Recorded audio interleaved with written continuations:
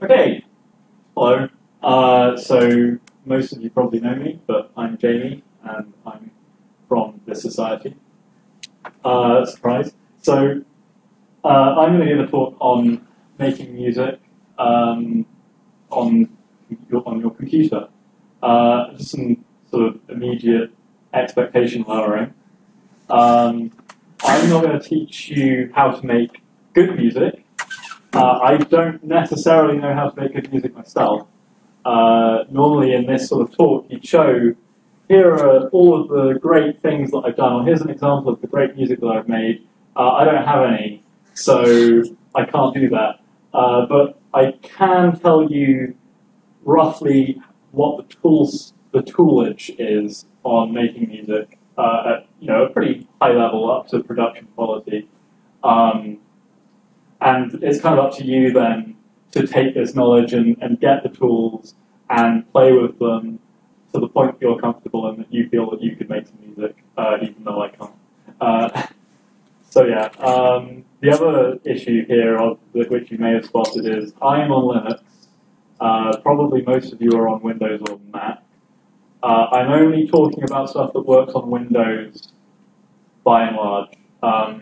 Some of it may work on Mac. I haven't really thought too hard about that, I'm afraid. So if you're on a Mac, then you may have to find different equivalents. But I'm also trying to talk about things which map to, there are types of tools, and I'm not trying to talk about a specific tool, I'm trying to talk about the type of tool that I'm using. So yeah, I've already said this, the only way that you're going to learn to make music well, I think, is to actually get these tools and play around with them until you can do it. Here are the tools. It would be okay for you to be a bit scared of this slide. It's quite intimidating. There's a lot going on. I'm going to try and break down what most of these things are doing by the end of the talk, so hopefully you'll have some idea what these different things do. So we can start with something familiar. Who's used Audacity or knows of it? Yeah, that's most people. Okay, cool. So Audacity is it's a great tool for editing audio. If you're a sound technician or you want to, you download something from Freesound and you want to edit it, combine it with other sounds, maybe denoise it or put some cool effects on it. That's great. It's not really a music tool though, so well, we can throw that one out the window straight away. You could, I'm not saying you won't use it in music production, but it would be rare, I'd say. And the main reason for that is that it doesn't support any information to do with the notes that you're hitting. If you play the piano or the keyboard, you press a note, that gets turned into a sound wave, which it's kind of hard to go back from the sound wave to which note I hit. So Audacity isn't so good. What we want is something that understands MIDI. Who doesn't know what MIDI is? Okay, so a few people. But basically, MIDI is it's kind of a communication protocol. Really, like it's okay. Here's my MIDI keyboard, and MIDI is the system that, like, the way that this talks to my computer. But you can actually save all of the information that I send. So I could save that into a file, and then that file would be as good as having a MIDI keyboard. So you get, like, this is a piano, what they call a piano roll on the side. So you've got a picture of the piano on one side, you've got the notes that are being hit. Basically, yeah, when I hit play on that, it would go through and play them all. Time is on the bottom axis, so you move from left to right in time.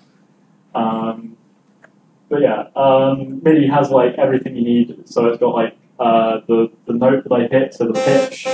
It's got how hard I hit it. I don't know if this is velocity sensitive. No. Okay, this keyboard doesn't. But and the time in which I hit it in the track. So that's not all you need, obviously. So we've got like. Some of you may have. Has anyone ever had the situation where you open up a MIDI editor or something like Sibelius, something that's designed for editing music, and then you try and press play and no sound comes out? Is it just me that's had that? Okay, you've had that problem. It's on a different layer. Yeah, so essentially, once you've got your notes and everything in the file, it's still no good until you've got a virtual instrument to play it. I should say before I move on to that there are lots of different kinds of MIDI editors. Sibelius is a score editor. I don't know how many if you've heard of that. Have you few nods? But most people making electronic music prefer piano roll because it's just a nice, visually simple way of seeing what's going on. And the other way you can kind of put MIDI data in is with a virtual MIDI keyboard. So one I use is called VMPK, Virtual MIDI Piano Keyboard, which on this computer crashes whenever I connect it, so I'm not going to connect it. But yeah, you could, in theory, click these and have them go to an instrument. And you can have a physical one like I've got here. So you kind of send the MIDI data to a virtual instrument, which converts it into sound, sort of audio data, and then you might do it immediately, you might do it later. You then send that audio data to your speakers, and your speakers will vibrate based on what the audio data says to get sound. So that's everything there. So I'm going to show you some simple tools first, because I'm going to go into some detail on things, but I imagine there are people who will just want to get started without having to worry, without having to stress. So I've got a few. Honestly, this one here, Bosca Kale, which I probably pronounced wrong, is the best that I've found, and the rest are pretty limited, but I will show you anyway. So Bosca Kale is, it might have internet, who knows, is a tool by Terry Kavanagh, who made Super Hexagon and WGD. You've got Chrome open in another. Oh, do I? Oh, no. I'll never find it now. Oh, it's there. It's actually there. So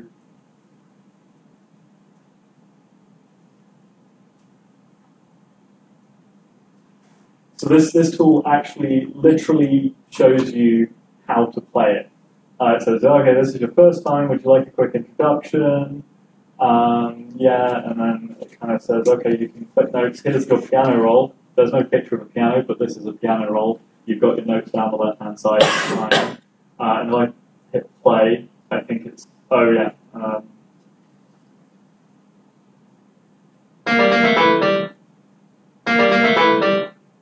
So this is, I can't stop this now.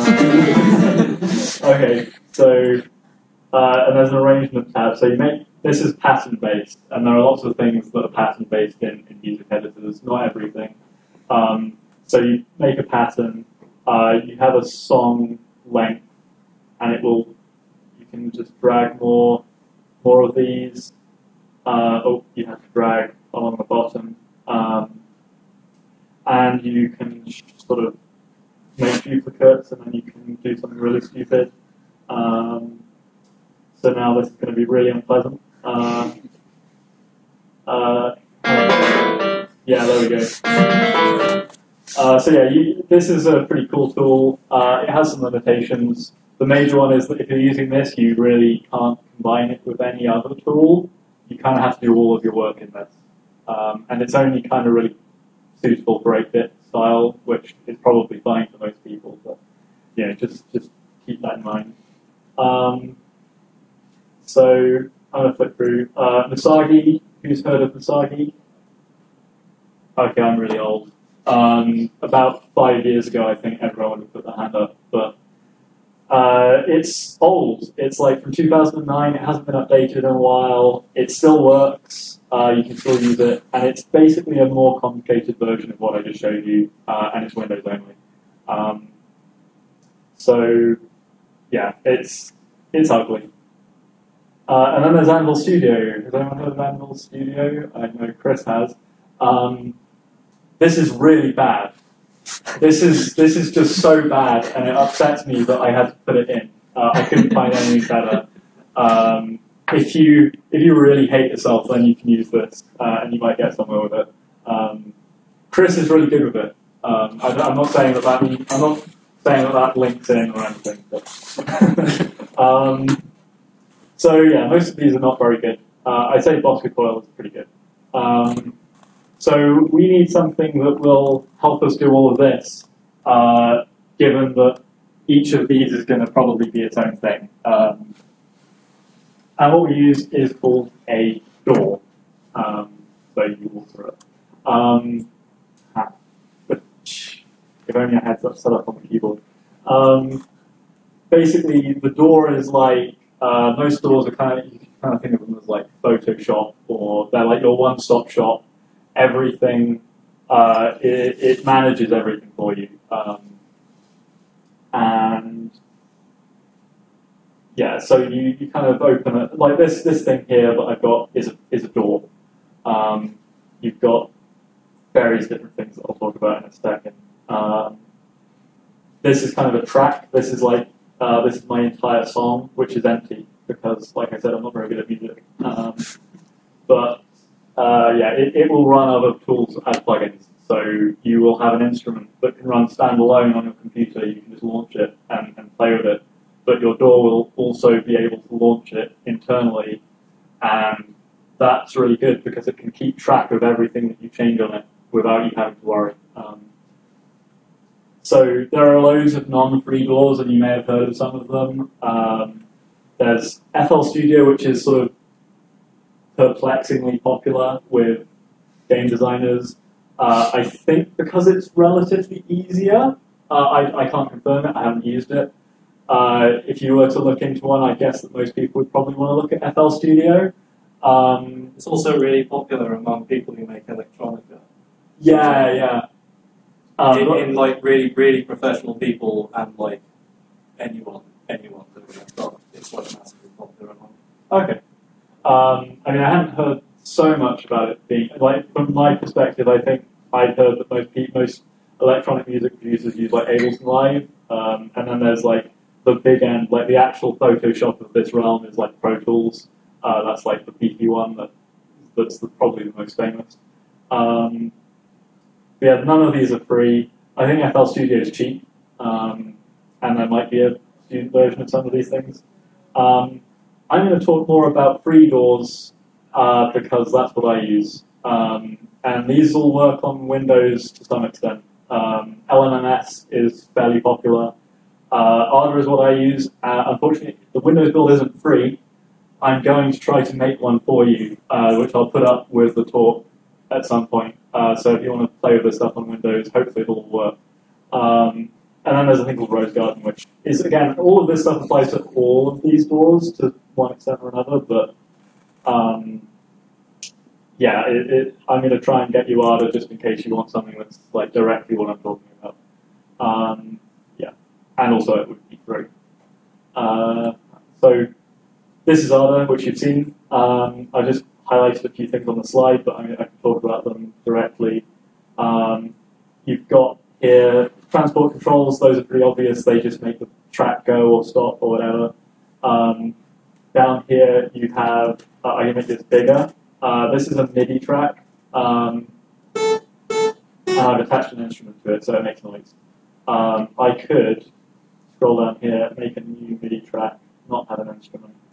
And then if I kind of play these, nothing happens because it doesn't have an instrument attached. This thing on the left, can everyone see this? Well, yeah, it looks visible. Can everyone not see it? Okay, good. So this thing on the left is the track mixer. This is in different doors. This might be in different places. Lots of doors will have like a separate window for this. On Ableton Live, it's like every track goes vertically, and the mixer is at the bottom. So that's probably the most changeable thing here. You click in Ardour. You click here to add a plugin, and I've got some favorites. These are mostly instruments, so I could go here, instruments, and I could add an sampler, which I'll talk about a bit later. But for now, we can get it started. Okay. Big error.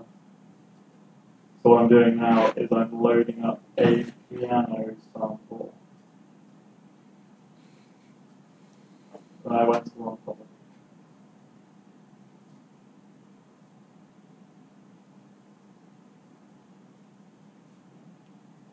Okay, so that's loading. And if I now make this the only thing that's playing, I just hit the solo button on the track. So that prevents all the other tracks from playing. And I connect it up in the mixer, track mixer, to the. I guess really this is the patch bay. In Arda, the patch bay is built into the mixer, which is really nice. I don't think that's general, but there will be like an audio connections thing somewhere. So you can go window, audio connections, and you get this really lovely, complicated load of dots. It's a dot matrix view, so you can see everything that's connected to everything. You might, don't be too afraid. You might take some getting used to how that works. So connect this to the key station. So now I've got a piano, which I didn't have before. So we can name this maybe piano. Yeah. Okay. So the other thing that I was going to talk about is this up here. We have a metronome. So might be useful. And a panic button. And you should always know where your panic button is. Does anyone know what the panic button does? Yeah? Does it kill all instruments from playing? Yeah, it just immediately stops all noise. It can be very important to know where it is, honestly. Although, if you're doing stuff with headphones, the other option is physically launching your headphones across the room. So yeah, got that. Talked about MIDI tracks. And then we've got audio tracks, which are next, I believe.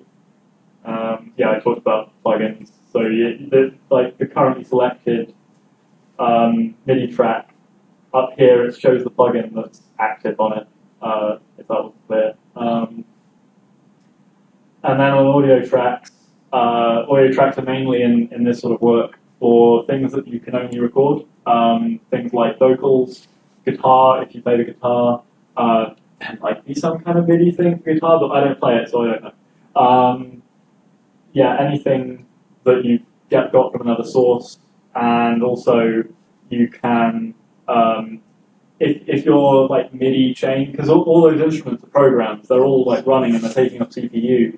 You could definitely make a song that's like using up all your CPU and causing like glitches to happen in the track when you play it. So what you can do is you record a MIDI track to an audio track, and then you disable the MIDI track and just hide it once the MIDI is finalized. So then you don't have to. Then you can just play the audio, and that's a lot cheaper because the MIDI represents a lot of processing that your computer has to do.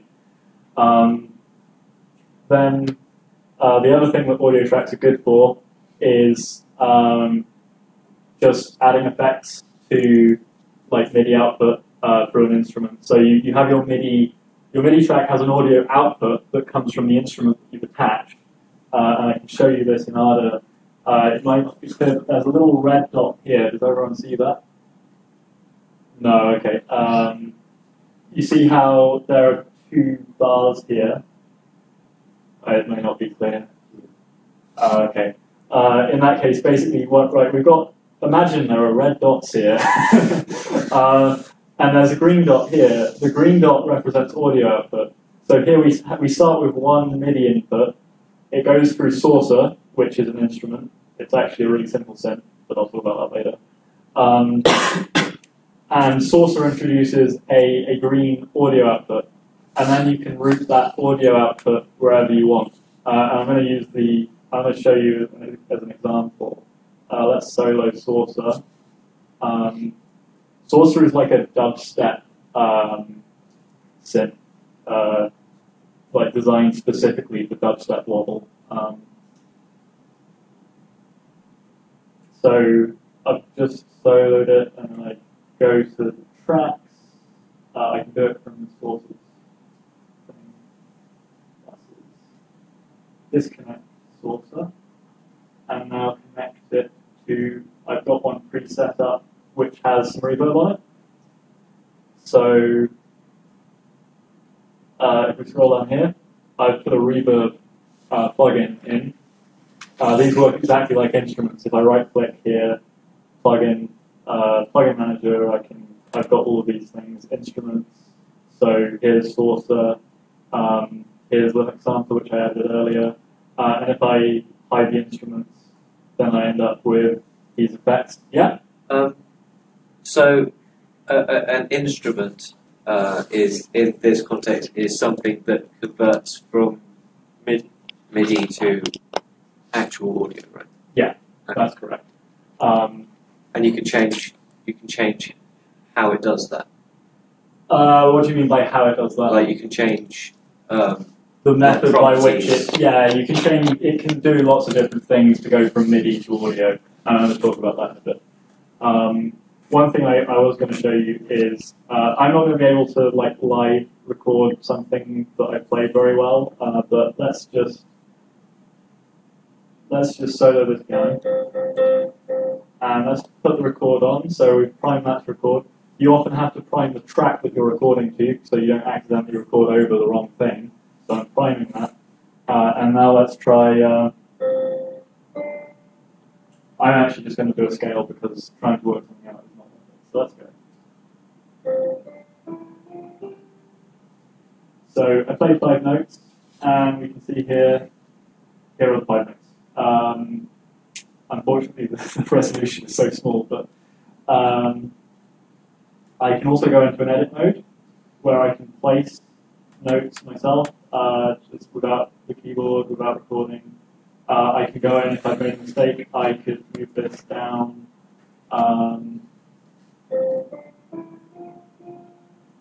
Okay, and now I'm going to make this small.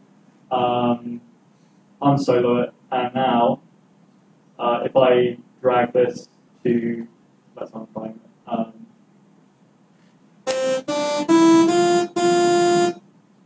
We can just do lots of different instruments, and yeah, it doesn't really. Oh, that was weird. Okay, and now we can do something fun like see what this does. I don't know what it's going to do. Nothing. Excellent.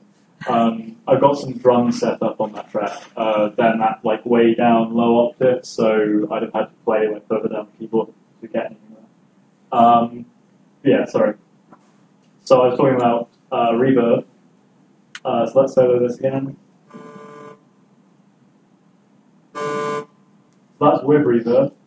I can double click. So any of these plugins that I want to change, they all have, like I said, they're all their own programs. So if I double click on this, it will very slowly load. Very slowly load. It's still on battery. Oh, yeah, I shouldn't be. I'm plugged in. And yet you are. That's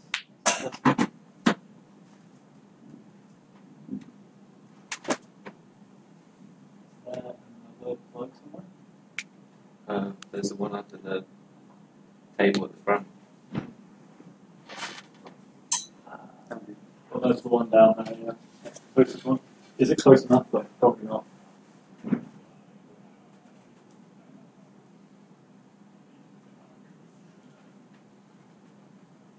No. Have you used the one on the desk? Yeah, it didn't work. It wasn't. Okay, let's use the visualizer. This has gone well. Okay, it's fine.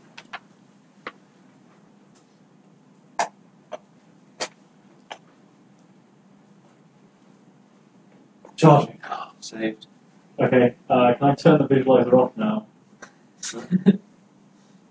Yeah, okay. Can I put my laptop somewhere that isn't like... Okay, so we're good. This is fine. Although this really does seem to crash, which has never ever happened before. Of course, it would happen now.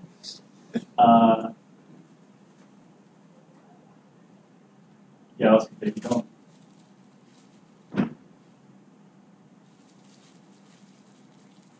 Oh, just as I was about to get rid of it, it came back from the dead. Okay, so this is Talon. This is a synth. It's also kind of scary. So if you that was long enough ago, but just to remind you, I double click here to get that up, and on the reverb we double click, and we've got this little reverb manager, and we've got this thing dry amount, wet amount. Does anyone want to guess what that means? Alex is giggling. Does anyone other than Alex want to guess what that means? Okay, so I'm going to turn the dry amount down. I'm going to turn the wet amount down.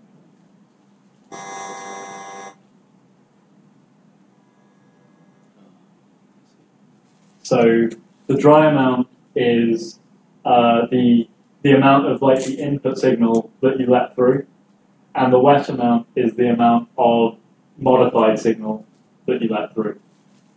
That terminology is like universally applied randomly in different places. So just remember that if you see it, that's what it means.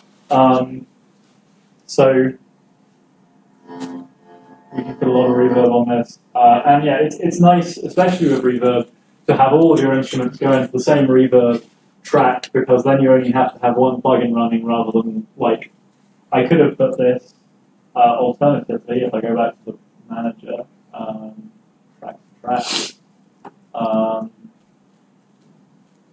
If I disconnect this and now connect source back to the output bus, there it is. So what I could have done instead is I could have just put the reverb right in here. So that would have the same effect. But it's more efficient to do it the way I showed you. Yeah? So is a synth and an instrument the same thing? A synth is a type of instrument. What's the other type? Sampler. Oh, I see. So I'll talk about that in a bit. So, yeah, there are a few different effects that you can chuck on these things. But yeah, that's basically audio tracks. That's what they're good for. Now I'm talking about instruments. So yeah, there are samplers. Basically, there are two ways to make music on a computer, like make sound on a computer. You can either have a pre-recorded sound, that's a sample. So the piano, for example, which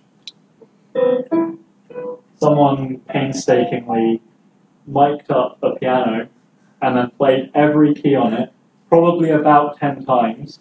They played it at different velocities, and then they put it into a thing where like the MIDI could kind of convert to playing those samples, playing the right velocity there on that thing.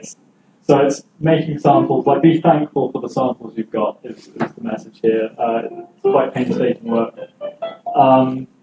which you don't have to do. And yeah, so that's samples, and then there are synths. Synths create the sound live. They do it on your CPU, they use maths, is basically it. I think, yeah, most DAWs will have their own sample, built-in samplers. A sampler is a thing that takes a sample library and allows you to play it. There's like specific files called sound fonts, which are like sample files. So you saw earlier I loaded a piano sample. That same tool can let me load drum samples or marimba samples or anything. It's an external tool. Most DAWs have one built in. Yeah. Why would there ever be more than one? What is it doing that would need two? Well, two samplers. Yeah. What difference can it make? Some of them might have additional effect layers, but by and large, The reason, okay, there might be different file formats. Yes. The reason I normally see is because when companies want to package up their samples and sell them, it's easier to put it in a single plugin. There's that as well. Yeah, it's like zero effort insertion kind of thing. Also, sometimes you get like for example, there are really good string sample libraries, and they come in their own plugin. Like you don't get sound font, you get one plugin that controls one set of samples and has maybe special effects that deal with that are like hand tuned, so that you can change the way they behave, but they're only really appropriate for that sort of sample. And they're really expensive. Yeah. So, I talked about sound fonts. Is that a question? So I put some free sample libraries up there because basically the message of this talk is do everything that you can for free as much as possible. Little is a piano. Is considered to be one of the best piano samples that exist. It's a really well done sample library. The same person did, it's actually the Salamander piano. Little Lizard is like a 300 megabyte down sample of it. Salamander drums, again, the person built their own drum kit with a lathe and then mic'd it up and then played it, and I don't understand how anyone can go to that much effort. It's a brilliant sample library. The kick drum is really bad, and I often use another kick drum sample with that drum kit. But and then for other instruments, there's the No Budget Orchestra, and an orchestra wrote after my own heart. It's got so much stuff, so variable quality. Some of it's really bad. But yeah, it's there. And if you can't find something, then you've got to look for it. Also, drums are a pain, which I just alluded to. I would recommend for drums, get a specific drum plugin that deals with that, because it just makes your life so much easier. And I'll talk about a compressor later if we've got time. It's a plugin that you use to make drums sound louder relative to their normal volume. So now we've got synths. Synths are probably the most intimidating tool that you will come across in audio production. The good news is they are almost all the same. They all do roughly the same things. What they're offering you is different interfaces. So one synth might make it really easy to achieve one kind of effect. Another synth might make it really easy to achieve another kind of effect. So I have got a lot of stuff on synths, and we're kind of a bit into the time. Are we all brave enough to go through synth basics, or I can skip that? It's up to you. Okay, do we do synths? Okay, not do synths? Okay, so basically, right, we've got Hell. Oh, what is it?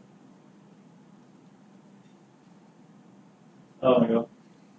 I'm using the touchpad with my thumb by accident. That's what's happening now. Okay, let's look at that again.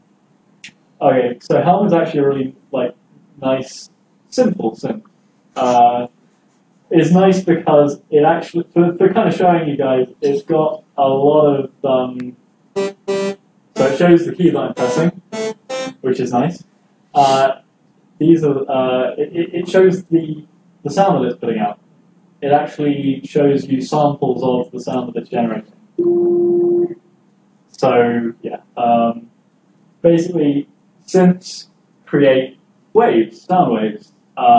They start off with basic, simple oscillators, like a sine wave, or we can go through a few different options. Different synths have different presets, but these are common ones. Triangle, which is like an approximation to a sine wave, but basically 8-bit sounds will be raw triangles, raw squares, raw saws. So yeah, 8-bit music will use that kind of oscillator a lot. So we've got this is what a wave looks like: amplitude on the one axis and the wavelength or the frequency, the inverse of the frequency.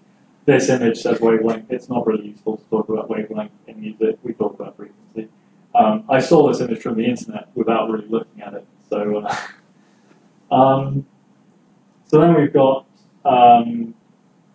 we've got a C3, which is like a middle C on the keyboard, and we've got an A3, which is the A-blower, which is a bit longer.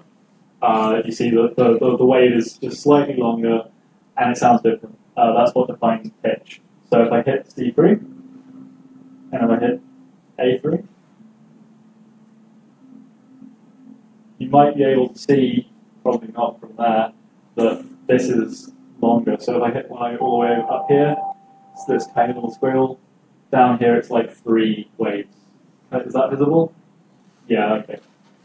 So, and we actually know exactly how many times that's happening for your interest. The C3, there are 262-ish of those in a second. And then the A3 is the same shape, happening 220 times in a second, so a little bit less. And if you add them together, you get a thing called a beat frequency. So do you hear that has a kind of a wobble to it? That's the beat frequency, which is kind of a naturally occurring envelope to the wave. So here's that same wave again, and you can see that there's actually a sine wave on top of it. You know, it's kind of being molded into the shape of a sine wave, and that's what an envelope does. And we can add our own envelopes to sounds. So one useful one is one that you'll see everywhere is attack, decay, sustain, release. So this is when you play a note. The attack is the amount. Let's just play with it. Actually, it's probably easier to just play with it. So I'm going to choose a louder rather than. I'll choose better. That's better. So if I change attack time, it takes longer to hit its peak. Right? It's got a. You follow this line. This is from 0 to 1. You're multiplying to get the amplitude. Then there's the decay time, which is irrelevant in this case, but the sustain value tells me when I hold the note, where does the note go to?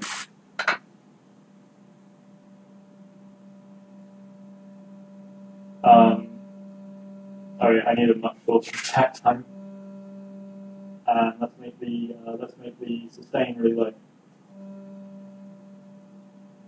So the sustain works. So it goes up to the attack. It goes up to the full volume in the attack part. Then in the decay part, it goes down to the sustain value. So we can remove the decay, and you can remove the attack, and suddenly I've just got a volume control. And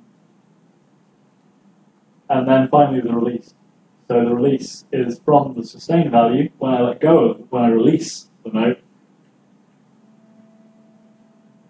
note happens.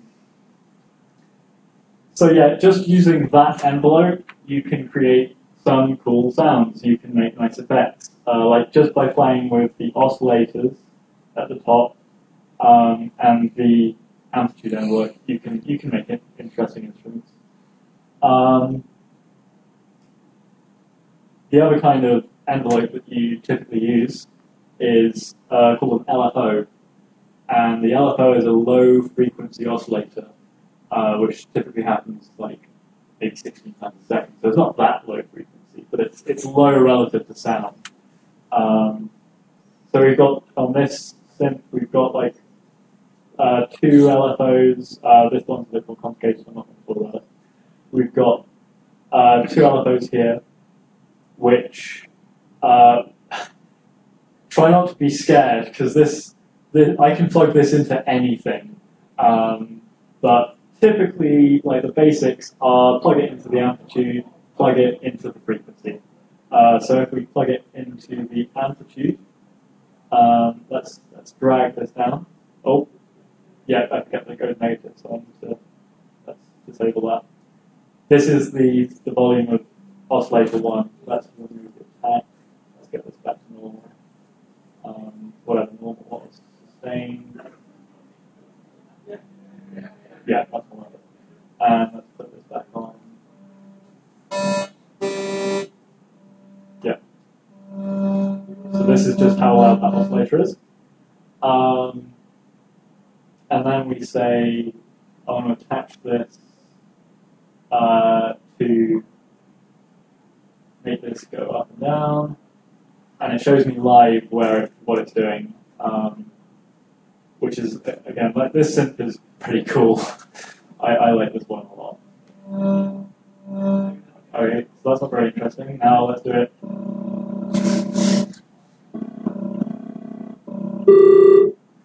So again, we're getting kind of cool effects just by playing with fairly simple stuff.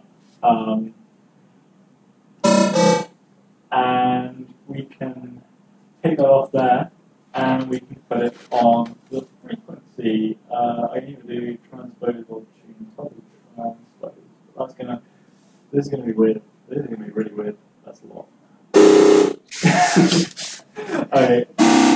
Okay, let's not do it on transpose. Let's do it on tune. And let's slow it down. Oh, no, I've just attached the LFO to its own frequency. Never do this. Okay, that's got it down. So that's just changing the frequency back and forth, going up and down. Okay. So those are the common kinds. So there's the amplitude one. You can kind of see you've got your initial wave, then you kind of multiply it by this amplitude LFO, and below it you get this sort of one that's been shaped by the middle wave. And here, is that there? You can just about see it. So here we've got sound wave, same LFO, give or take, and where this is high, the wavelength has got higher. Where this is low, the wavelength has got shorter. So it's changing the frequency like live in a kind of a continuous way. And then I think the last thing pretty much that you kind of need to know about synths to really play with them is they have built-in filters normally. Some of them you can't even turn off the filters. Helm you can. So this is the filter right now. It looks like that. It doesn't care. I'm going to show you the analyzer now. I'd hope to have these both on the same screen, but we don't really have space. So this is another plugin, and it does some cool stuff. So if I go back to Helm and put this on a sine wave, and I probably want to disconnect that. So we've just got a sine now. So that's the note I'm pressing in frequency, and that's the amplitude of that frequency. And if I play another note higher up, it moves up, or it moves right, rather. And because it's a sine wave, I get a single peak. Most sounds are messy. The sine is like the perfect oscillator. It gives you a peak at the frequency that you're hitting. It doesn't give you anything else. If I change this to, let's do the square, I'm going to turn it down because the square isn't very pleasant. So now we've got loads of different frequencies in there. That's why it kind of sounds more kind of full, I guess, or it has more going on. And in fact, from a music theory perspective, it's kind of interesting because you've got normally the fifth, and then third. So you can kind of see that's the normal chord, but I'll talk about it later. How much later? Oh, okay, maybe I won't talk about that. Yeah, so we can change this. So now I've got a low-pass filter on it. And it sounds a bit more like the sine we heard earlier, right? It's kind of cut out some of those higher frequencies. And you may guess now that the low-pass filter is called that because it allows low frequencies to pass. It doesn't allow high frequencies to pass, so they get cut out. And you get the opposite, which has made it even tinnier. Kind of sounds even more electronic than it did. Okay, it doesn't. Fine.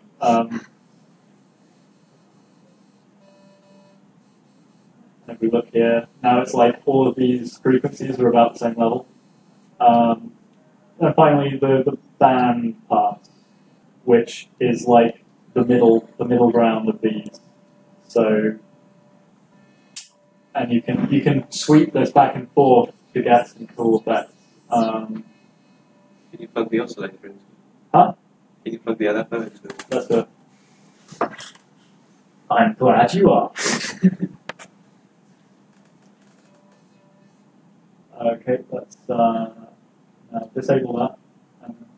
Yeah. Most things, no matter what you plug your oscillator into, if you put it up really fast, it sounds like this. It doesn't matter what you plugged into. But yeah. So that, you can create loads of cool effects using just the stuff that I've talked about here. I think that's it on build sense. Yeah, okay. The last thing I say is ignore everything I just said. Because, if you still don't get it, don't worry. You can just grab... every synth comes with, presets, which are called patches. You can also, if you create something that you like, you can save your own patch and then load it up later. Here are pre-mades. Good stuff.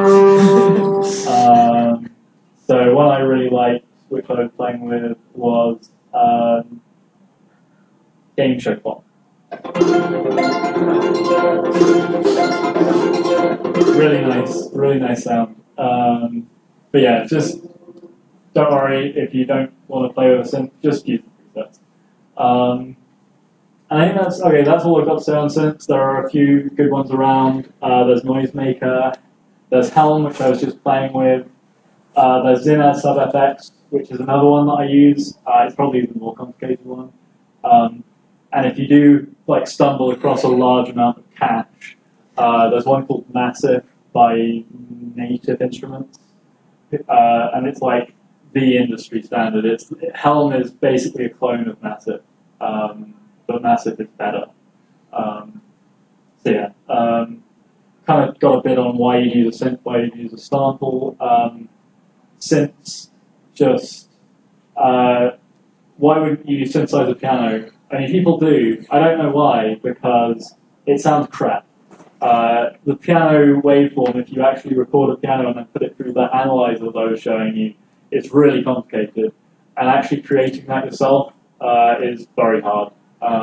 There are some things like woodwinds that are pretty straightforward, have nice, or organs. Organs are the classic. Organs are basically just play sine waves.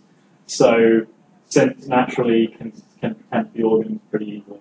And yeah, there are some things that neither will do, and you'll just need to get a live musician in and record it. But you can't exactly synthesize the vocals, for example. So then, because we're game designers, I've got one last little bit on a thing called fmod. I haven't used fmod myself, but basically the DAW does this bit, and that's where most audio engineers, sound musicians, that's where they stop. They don't care about the next bit. But in games, we do care about that. We want maybe we want as the player's health goes down, we want to bring in lower notes, or we want to bring in a whole new section of music to kind of bring up the tension. fmod is a tool that's designed for doing that. I don't have any screenshots because I'm dumb. So fmod goes there. Fmod goes between your audio data and the speakers in your code. It's got a visual editor and it integrates with Unity and Unreal. and it's free for us, basically. So I'm going to try it out. I can't fully endorse it because I've not tried it, but I'm going to be trying it, and maybe you'll want to, yeah? I know that there's a good competition, which is WWise. I don't know that much about between the two of them. Do you know the difference? I've never heard of that, so no. And then there was optional music theory nonsense, but I think it's a bit late, so I'll probably call it a day there. One last thing I wanted to show you, because I somehow didn't put this in the slides anyway, was, I've got this drum set up here. Let's solo that. And attach the keyboard. Are we getting? Yeah, there we go. Okay, that's it. Okay. So, and then we close the analyzer, attach it to the compressor. Like that. So much of a day's work in this is just staring at like really obtuse interfaces and going, what am I doing? I don't know. I've forgotten in the time it took me to get here. Okay, okay, I've already set up the compressor, that's brilliant. So if we go down here, compressor. Okay. Sorry, bypass. That's pretty much it. The speaker is actually vibrating.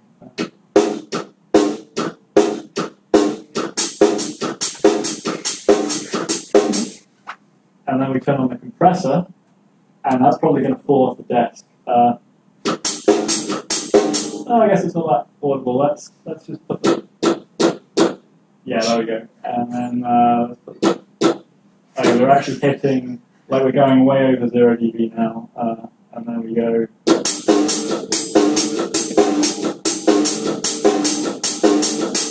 I just wanted to do that. All right. I'm done.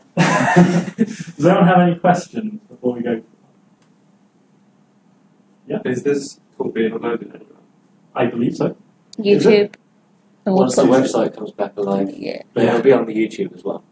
We have a YouTube channel. We actually host YouTube. Yeah, unfortunately, YouTube was on the server that broke. YouTube's down now. Okay. Any other questions?